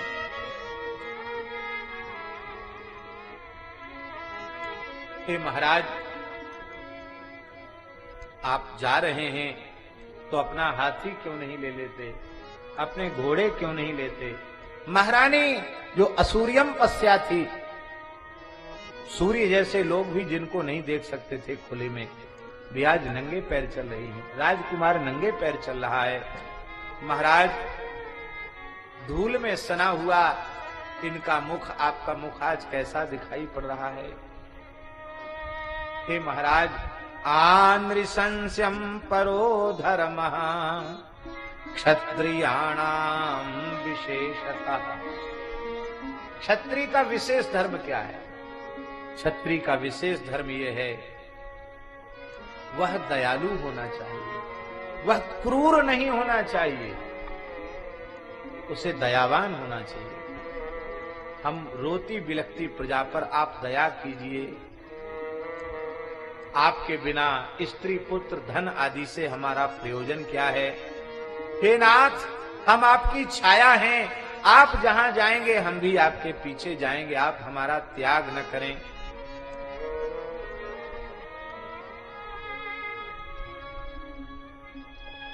यह सुनकर के महाराज थोड़ी देर खड़े हो गए। भला रोते हुए लोगों को छोड़कर कैसे जाएं। उसी समय विश्वामित्र जी आ गए और बोले, धिक्त्वां दुष्ट समाचारम अनृतम जिह्म भाषिणम मम राज्यम च दत्त्वा यः पुनः प्राक्पृष्टुमिच्छसि। धिक्कार है, तुम बड़े दुष्ट दुराचारी हो, झूठ बोलने वाले हो, राज्य को देकर भी फिर उसी को पुनः स्वीकार करना चाहते हो।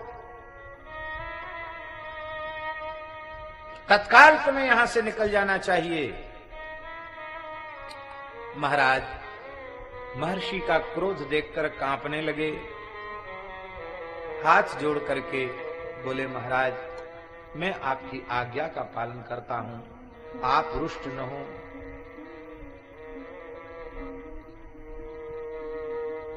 महारानी अब चल नहीं सक रही थी पैदल। महाराज ने महारानी सेव्या का हाथ पकड़ा। सेव्या का हाथ बालक रोहितासु पकड़े है। महाराज ने उन्हें खींचना शुरू किया। उसी समय सहसा काष्ठ दंडेन ताडयामास कौशिका। विश्वामित्र जी के हाथ में एक मोटा डंडा था और उस डंडे से महारानी के ऊपर प्रहार किया और बालक के ऊपर भी प्रहार किया। भैया धैर्य की परीक्षा भी कैसी होती है। बंधन है राजर्षि हरिश्चंद्र के धैर्य को। संसार में मनुष्य अपना अपमान सह सकता है, अपनी पत्नी का और अपने छोटे बच्चे का अपमान तो नहीं सह सकता।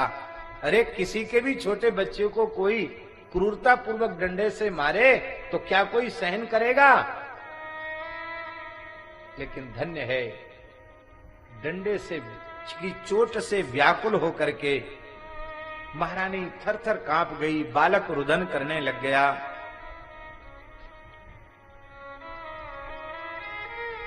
लेकिन महर्षि के कोप के कारण किसी की हिम्मत न हुई कि वे कोई कुछ कह सकता। उसी समय 5 विश्वेदेव, ये विश्वे देवा देवता जो होते हैं उनकी संख्या 5 है, वे आकाश में इस दृश्य को देख रहे थे। उस दृश्य को उन्होंने देखा और देख करके विश्वे देवों ने कहा, विश्वामित्रः सुपापोयम लोकान कान समवाप्स्यति। यह पापी विश्वामित्र पता नहीं किस लोक में जाएगा। क्या कहा? ये पापी विश्वामित्र पता नहीं किस लोक में जाएगा। बताओ, ब्राह्मण होकर के, ऋषि होकर के इतनी निर्दयता, इतनी क्रूरता। एक महान धर्मशील राजा को राज्यश्री से वंचित कर दिया।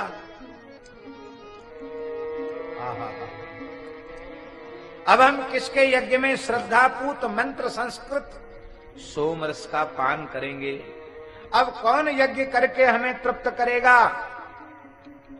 इस बात को जैसे ही विश्वामित्र जी ने सुना, हमारे कार्य के बीच में दखल देने की हिम्मत तुम्हारी कैसे हुई? जानते नहीं मैं कौन हूं? मैं महर्षि विश्वामित्र हूं। हमको पापी बता रहे हो? ये पापी विश्वामित्र किस लोक में जाएगा ये कह रहे हो? कान खोलकर सुन लो, तुम्हारा अपने देवलोक से पतन हो जाएगा और तुम सब पापात्मा हो, मेरे काम में विघ्न करने वाले, मेरी निंदा करने वाले, तुम सबको मनुष्य योनि में जन्म लेना पड़ेगा। तस्मान मनुष्यत्वम सर्वे यूयम अवाप्स्यथ, शशापतान मनुष्यत्वम सर्वे यूयम अवाप्स्यथ, तुम सबको मनुष्य बनना पड़ेगा।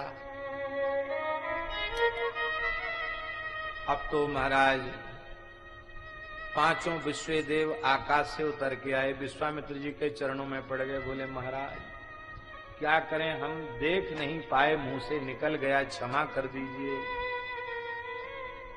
विश्वामित्र जी ने फटकारते हुए कहा कि चलो कोई बात नहीं, अब चरणों में पड़कर गिड़गिड़ा रहे हो तो जाओ,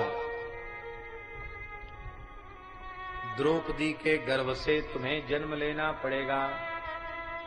तुम पृथ्वी को भार उतारने के समय महाभारत युद्ध में बड़ा पराक्रम करोगे, लेकिन मानुषत्वेक भवताम भवत्री नैव संतति, मनुष्य जन्म लेने पर भी तुम्हारे संतान नहीं होगी,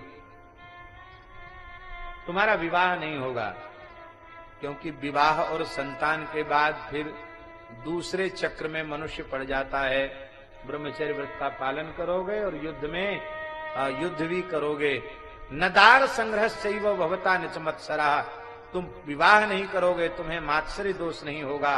और काम क्रोध विनिर्मुक्ता भविष्यत सुरा पुनः, काम क्रोध से मुक्त होकर के तुम पुनः अपने देवलोक में अपने स्वरूप में प्रतिष्ठित हो जाओगे। वे 5 विश्व देव ही विश्वामित्र के शाप से द्रौपदी के 5 पुत्र बने, पांडुनंदन बने, और ये सब पांडवे थे। इन्होंने न विवाह किया और यही कारण है कि युद्ध में पराक्रम किया और अंत में जब विजय श्री जिस दिन प्राप्त हुई तो भगवान श्री कृष्ण पांडवों को लेकर के अरण्य में चले गए और उस समय द्रौपदी ने अपने 5 पुत्रों को ही अपने पतियों की शैयाओं पर सुला दिया और अश्वत्थामा ने सोते हुए उनकी हत्या कर दी और वे पुनः अपने देवलोक में प्रतिष्ठित हो गए। अब तुम्हारे चारों प्रश्नों का उत्तर हमने दे दिया, अब तुम और क्या सुनना चाहते हो? आप और क्या सुनना चाहते हैं? जैमिनी जी ने कहा महाराज सुनने के बाद सुनने की पिपासा शांत नहीं हुई। हरिश्चंद्र का चरित्र आपने बीच में ही छोड़ दिया, प्रश्न का उत्तर हो गया, चरित्र छूट गया, तो हम महाराज हरिश्चंद्र का चरित्र सुनना चाहते हैं। हे भगवान, आगे राजर्षि का क्या चरित्र है, उन्होंने फिर क्या किया, वे कहां गए, आप कृपा करके बताइए। महाराज हरिश्चंद्र ने विचार किया कि महर्षि विश्वामित्र जी की आज्ञा है कि तुम मेरे राज्य की सीमा में नहीं रह सकते। सप्तद्वीपवती सशैल वन कानना सप्त समुद्रवती पृथ्वी पर शासन है महाराज हरिश्चंद्र का, मैं जाऊं कहां? राजर्षि के मन में आया मैं वाराणसी मुझे जाना चाहिए। क्यों? बोले वाराणसी भारतवर्ष की सीमा में स्थित होने के बाद भी इस धरती का भाग नहीं, वह भगवान शिव के त्रिशूल पर विराजित है। भगवान शिव ने जिसको अपने त्रिशूल पर बसाया है उस पर किसी भी मनुष्य का शासन संभव नहीं है।